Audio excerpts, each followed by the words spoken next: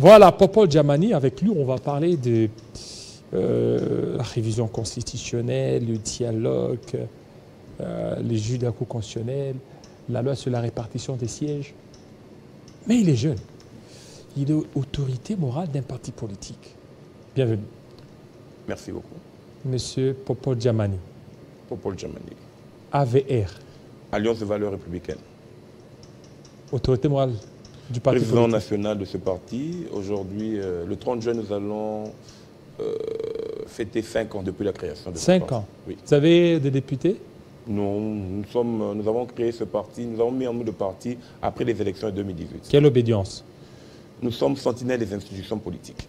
Ni union sacrée? Sentinelles des institutions politiques. Ça veut dire quoi? Mais ça vous, les politiciens, vous utilisez des termes. Ça veut dire que nous sommes là pour veiller à ce que les institutions de la République démocratique du Congo soient conformes aux us et coutumes. Aux us et coutumes. Ouais. Alors, la République démocratique du Congo, il y a d'abord la loi sur la répartition des sièges qui a été vraiment contestée parce que l'opposition n'a pas pris part. Et tel que ça a été débattu à l'Assemblée nationale, est-ce que ça présage la bonne tenue des élections? Bon, déjà pour nous en tant que sentinelles des institutions et partis politiques, nous avons depuis 2019 alerté la classe politique dirigeante, mais aussi la communauté internationale que les élections au soir de 2023 ne vont pas se tenir, étant donné que beaucoup d'éléments ne vont pas pris en compte. Ça ne va pas se tenir? Oui. Vous vous rappelez que le président de la République, lors de sa prise de fonction sur sa tribune, avait estimé qu'on devait réviser la Constitution pour pouvoir revenir à 2 tours. À ce moment-là, le parti Alliance de valeurs républicaines avait jugé bon de commencer à accompagner les acteurs politiques sur un processus de révision de la Constitution. À ce jour, j'entends dire de gauche à droite qu'il faut réviser, en fait, il faut changer carrément la Constitution. C'est déjà qu'il poserait un problème si le président de la République organisait les élections aujourd'hui, parce qu'il ne pourra plus se représenter. Il ne pourra plus se représenter. Donc au jour d'aujourd'hui, que l'Assemblée nationale et les Sénats ont élaboré la répartition de sièges, nous estimons que ce sont des instruments, mais pour nous, en tant que parti politique, nous pensons que les élections vont être reportées. D'autant plus que nous ne pouvons pas aller aux élections en période de guerre. Mais comment ça sera reporté? Parce que déjà, le 26, c'est la convocation. Donc c'est les dépôts, vous l'avez dit, les dépôts pour la députation nationale. Il faut dire, rappeler ici qu'avant le président Denis Kadima, nous avons eu Corneille Nangaa qui était président de la centrale électorale. Et donc, à ce titre-là, nous avons eu le défunt Malou Malou, avec qui nous avons subi le report des élections. Donc, les reports des élections en République démocratique du Congo ne posent plus tellement un problème. Maintenant, ce qui est important de savoir, c'est quels sont les cadres juridiques pour qu'il y ait report. Vous comprenez? En 2016, le président, aujourd'hui sénateur à vie, Joseph Kabila, avait estimé que quelques localités étaient occupées. Raison pour laquelle il avait estimé qu'il fallait qu'on se retrouve sur une table pour pouvoir négocier avec les forces en présence. Mais au jour d'aujourd'hui, nous avons 3 territoires occupés. 3 territoires occupés. Donc, laisser le président de la République, Félix-Antoine Tshisekedi, aller organiser les élections, c'est vouloir accompagner, c'est vouloir le laisser violer son propre serment au terme de l'article 73, 74 de la Constitution. Vous vous souviendrez, si vous êtes constitutionnaliste, si vous êtes juriste, que l'article 63 invite à la fois les Congolais, mais aussi toute autorité nationale à défendre l'intégrité territoriale. Nous ne pouvons pas aller aux élections sous ces caps-là. Voilà. Donc tout ce qui s'est fait là, donc, pour vous, ça ne rassure pas qu'il y aura élection? Vous venez de suivre la FENCO, qui estime que le fichier n'est pas crédible. Si une plateforme comme celle de la FENCO estime que le fichier publié par le président Kadima n'est pas crédible, qui vont faire les autres acteurs politiques? Mais Denis Kadima insiste et persiste et qu'il y aura élection. Je viens de vous dire qu'il n'est pas la première personne à vouloir reporter les élections. Nous avons eu feu. Alors dans ce cas, il faut réviser la Constitution. Nous pensons ou il faut dialoguer. Nous pensons d'abord que même s'il faut dialoguer, nous devons élaborer les pistes de solutions pour lutter contre la balkanisation. S'il faut dialoguer, nous devons prendre les grandes thématiques. Et ici, nous, en tant que sentinelles des institutions, nous rappelons au président de la République que il se pose, dans notre Constitution, il y a plusieurs lacunes. Je vous donne un cas, pour ne citer que cela. Est-ce que vous savez que dans cette Constitution, l'actuelle Constitution, lorsque le candidat président de la République déclaré vainqueur par la CENI, confirmé par la Cour constitutionnelle, défait d'avant la prestation des serments. Comment est-ce que nous allons nous comporter? Donc rien n'est prévu. Rien n'est prévu.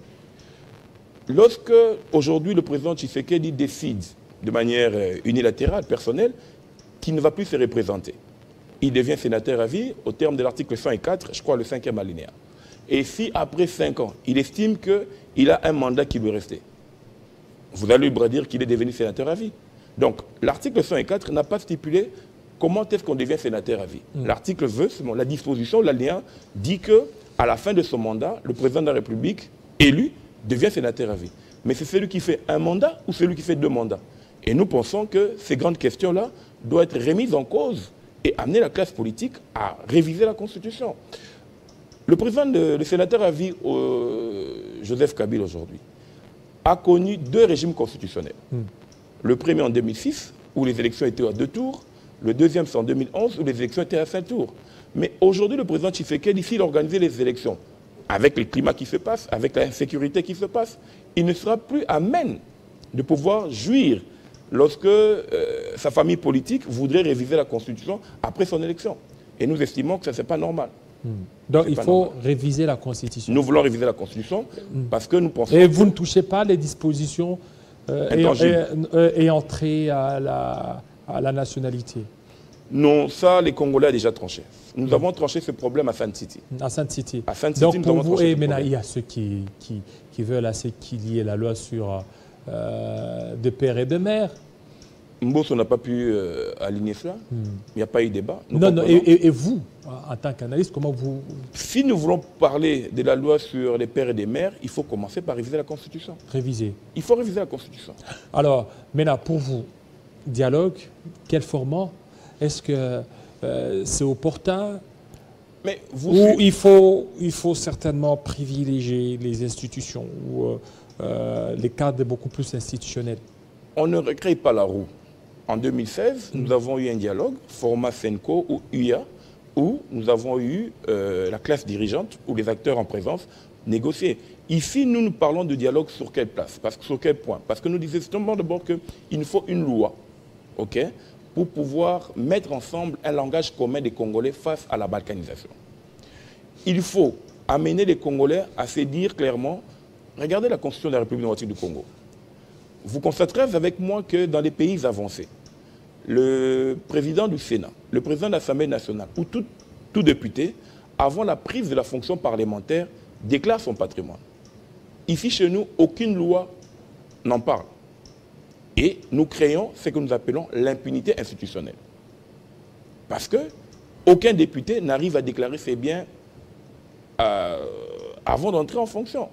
Et si vous allez plus loin encore, vous remarquez que l'article 7 de la Constitution française permet que le président de la République reste en fonction au-delà du délai constitutionnel. Ça, c'est l'article 7 de la Constitution française. Je peux dire ici le 4e et le 5e alinéa.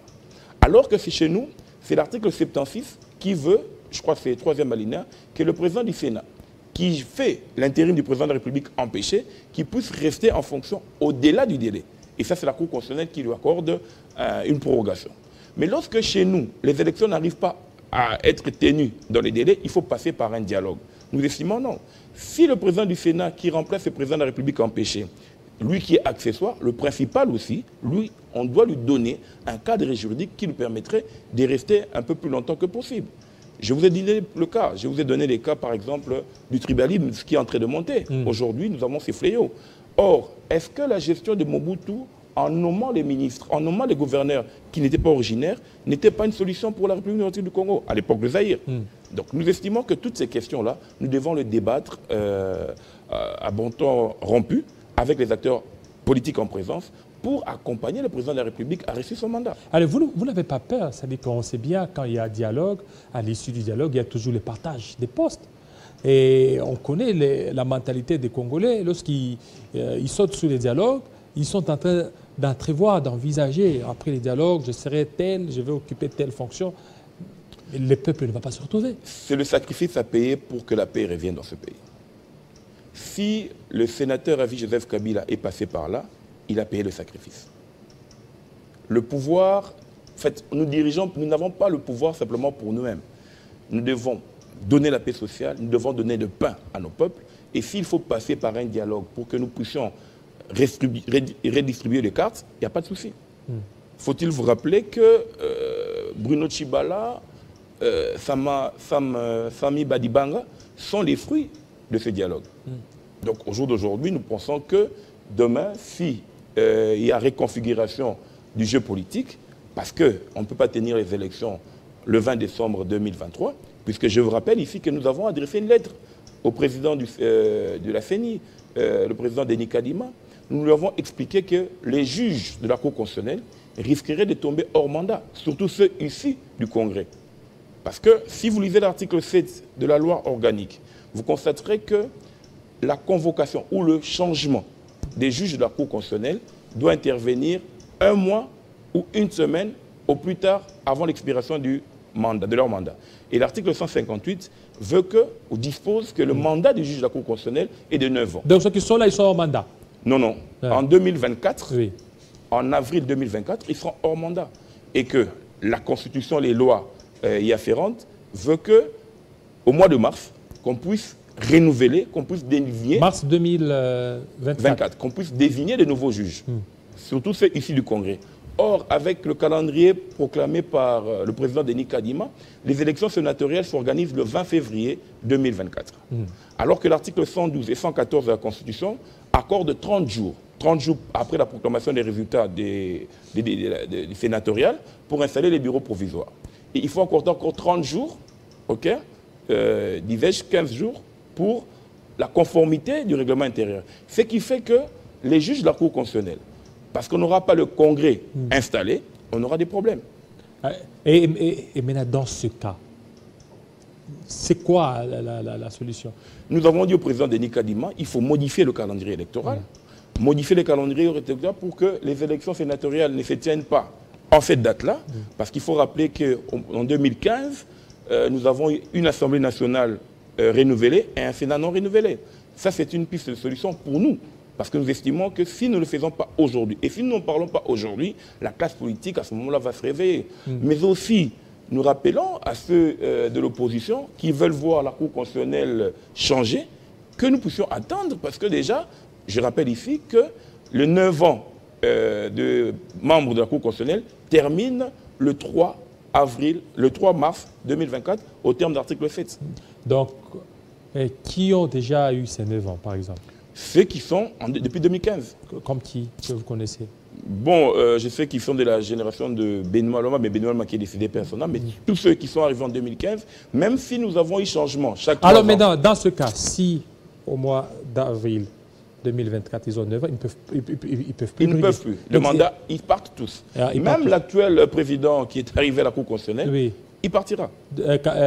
Kamuleta. Il va partir. Il va partir. Il partira. Donc il faut une nouvelle classe. Il faut de nouveaux dirigeants. C'est le mandat, c'est de 9 ans. Oui. C'est pour tous. Donc c'est leur mandat. Même si... Parce qu'il y a d'autres. Il y a le Saloumou qui a été nommé. Lui aussi va partir. Il va partir. C'est le mandat de 9 ans. Donc c'est un cycle. C'est un cycle, 9 ans. C'est-à-dire que quand vous avez le cycle de 9 ans, mais on vous dit, chaque 3 ans, vous pouvez changer 3 juges. Mais le tout, c'est 9 ans.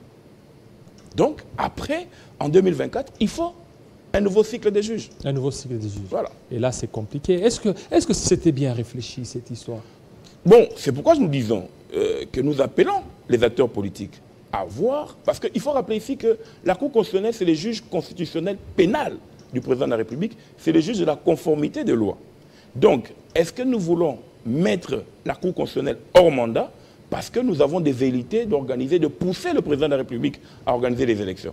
Parce que ceux qui sont au niveau de l'Union sacrée, que je respecte parce que c'est leur point de vue, veulent à tout prix que nous organisons les élections dans le délai. Mais ceux-là aussi ne veulent pas que le président de la République puisse modifier la Constitution à son premier mandat. Parce que si le président Tshisekedi arrivait à modifier la Constitution dans son premier mandat, il rentrera dans la catégorie de sénateur Joseph Kabila qui aurait bénéficié de 2 régimes constitutionnels pendant le mandat. Donc ça veut dire que si on modifie la Constitution, au jour d'aujourd'hui, le président Tshisekedi commencera un nouveau mandat et il pourra avoir un autre mandat. comme le sénateur a vu Joseph Kabila. Mais Joseph Kabila, il a respecté, non? Non, non. Mais par contre, ça dit qu'on a modifié, il devrait aussi faire même un troisième mandat. Il est potentiellement candidat. Il est potentiellement candidat. Joseph Kabila est potentiellement candidat étant donné qu'il bénéficie de 2 régimes constitutionnels différents. Et donc, si le président Tshisekedi organise les élections et que nous revenons au détour, cela veut dire que lors de la prochaine convocation des élections, le président Tshisekedi peut bénéficier encore d'un nouveau mandat. Donc, actuellement, comme Joseph Kabila, il est potentiellement candidat. Il est potentiellement candidat. Voilà, ça c'est le droit. Hein? Oui, il faut le lire. Il faut le lire. Il faut le lire parce que le régime constitutionnel a changé. Et ceux qui sont autour du président Tshisekedi, et ça je vois c'est de la transhumance, ok, qui m'excusent, mais je pense que c'est cela, ils ne veulent pas que le président Tshisekedi puisse réviser la Constitution avant les élections. Avant les élections. Parce qu'ils veulent le prendre en étau pour dire qu'il est déjà bénéficiaire de son 2e mandat et de son dernier mandat. Et ce qui fera que si on organise des élections aujourd'hui, à partir de 2025, ceux-là vont se positionner comme des dauphins. Des dauphins. Voilà. Parce que le président Tshisekedi n'aura plus d'arguments pour prétendre qu'il peut modifier la Constitution, parce que même s'il modifie la Constitution, cela ne pourra plus lui être bénéfique. Alors si en 2024, il parvenait à modifier comme on a suivi les accusations de Martin Fayulu que le président envisagerait modifier la Constitution, ramener le mandat à 7 ans et puis l'élection, que ça se passe d'une manière indirecte, l'élection présidentielle. Ça, c'est impossible parce que nous l'avons verrouillé à l'article 220. Faut-il rappeler ici aussi que nous n'avons pas une loi référendaire. Il n'y a pas, jusqu'aujourd'hui, il n'existe pas une loi référendaire qui peut amener les Congolais à pouvoir choisir une nouvelle constitution.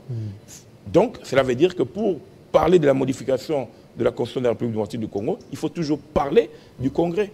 Parce qu'il n'y a pas de loi référendaire à ce jour. Il n'y a pas de loi Donc c'est verrouillé pour le moment. C'est verrouillé. Mais peut-être en 2024, il peut... C'est pourquoi nous disons, même si on allait en 2024, et qu'en 2024, nous modifions la Constitution, le président Tshisekedi aura déjà fait son 2e mandat.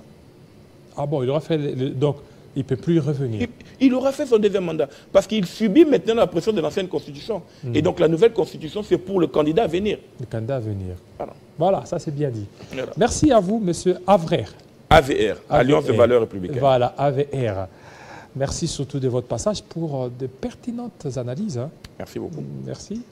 Alors nous vous aurons, ça c'est bien fait dans nos différentes émissions. Soyez les bienvenus. C'est moi qui vous remercie. On est là. Voilà, on passe à autre chose tout de suite.